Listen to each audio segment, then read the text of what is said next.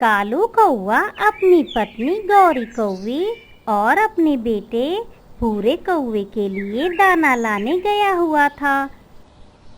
लेकिन बारिश की वजह से हर तरफ पानी ही पानी भरा था, इसीलिए उसे दाना मिला ही नहीं। तो वो थोड़ी दूर निकल जाता है। उसे पता ही नहीं होता कि वो अपने जंगल की सरहद से बाहर दूसरे जंगल पहुंच गया है।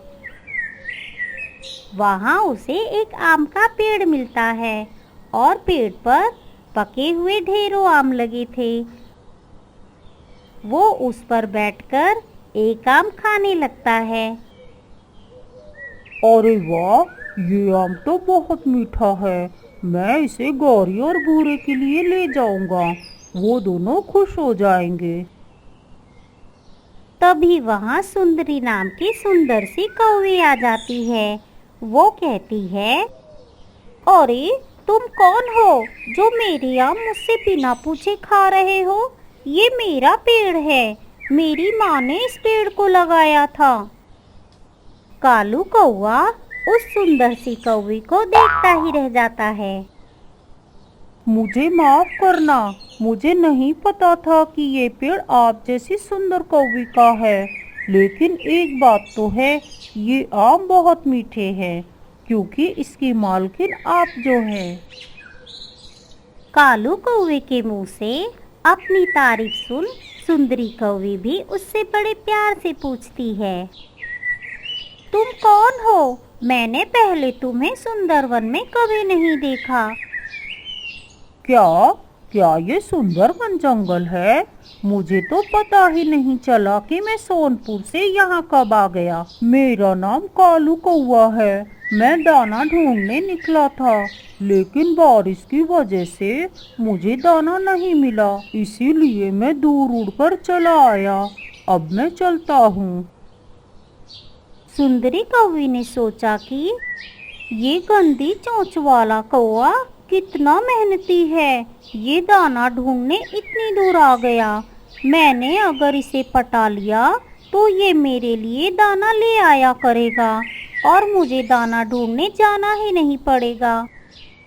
अरे सुनो, तुम चाहो तो थोड़े से आम ले जा सकते हो। मैं अकेली ही रहती हूँ, इतने सारे आमों का क्या करूँगी?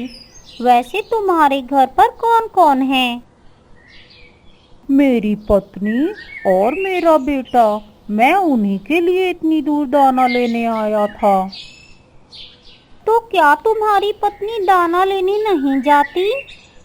कौन वो? नहीं, वो काली सी शकल की गौरी कौवी कभी भी बाहर नहीं जाती, हमेशा मुझे ही दाना लेने भेजती है। फिर तो बहुत बुरी है तुम्हारी पत्नी। और तुम कितने अच्छे हो। अगर तुम मेरे पति होते तो मैं भी तुम्हारे साथ दाना लेने जाती। तुम सुंदर होने के साथ साथ कितनी समझदार हो। काश ऐसा होता कि तुम मुझे पहले मिली होती। अच्छा, अब मैं चलता हूँ। शाम हो गई है, रात होने से पहले मुझे घर जाना होगा। सुनो कालू, तुम चाहो तो यहाँ से आम ले जा सकते हो जब तक तुम्हें दाना नहीं मिलता। और मेरा नाम सुंदरी कौवी है। अरे वाह, जैसा नाम वैसा काम। सच में तुम बहुत ही सुंदर हो। तुम्हारा पति बड़ा ही नसीब वाला होगा। कालू कौवा बहुत देर तक सुंदरी कौवी को देखता रहा। उसे सुंदरी कौवी से प्यार हो गया था। वो आम लेकर घर वापस आ जाता है। अरे कालू जी, आपने आज बड़ी देर कर दी। आप सुबह से गए हो और अरे वाह, ये आम आपको कहाँ से मिल गए? गौरी, आज मैं बहुत दूर दूसरे जंगल चला गया था। मुझे ये आम वहीं से मिले हैं। यम्मी, ये आम तो बहुत अच्छा है। पापा, आप रोज आम क्यों नहीं लाते? लाऊंगा, अब मैं रोज तेरे लिए आम लाऊंगा। तो क्या आप रोज इतनी दूर दूसरे जंगल जाओगे? तो क्या हुआ, अपने बेटे के लिए मैं इससे भी दूर जा सकता हूँ। अब मुझे सोने दो, मैं थक गया हूँ।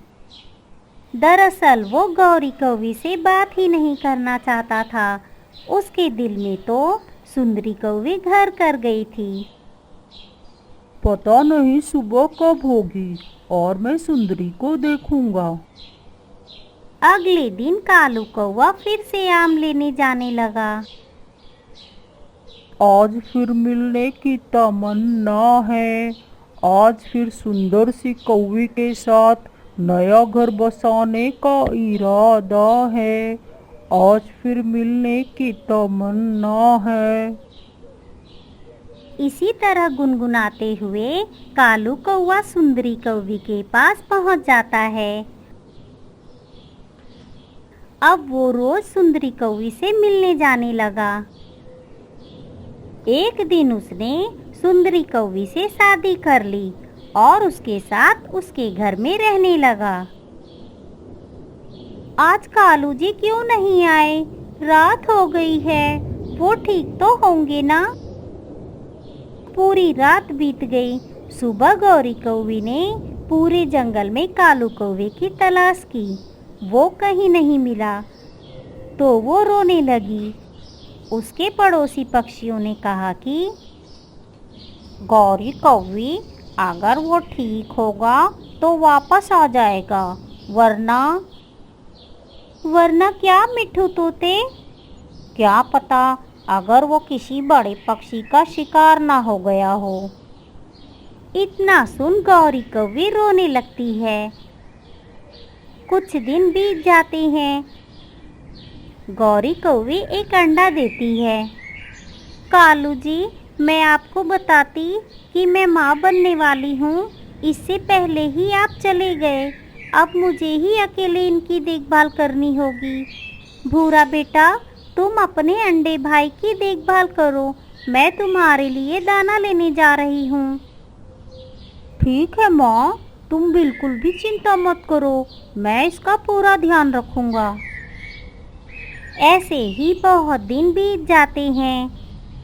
गौरी कौवी और उसके दोनों बच्चे अब कालू कौवे के वापस लौटने की आशा छोड़ चुके थे। उधर कालू कौवा शुरू में तो बहुत खुश था सुंदरी कौवी के साथ।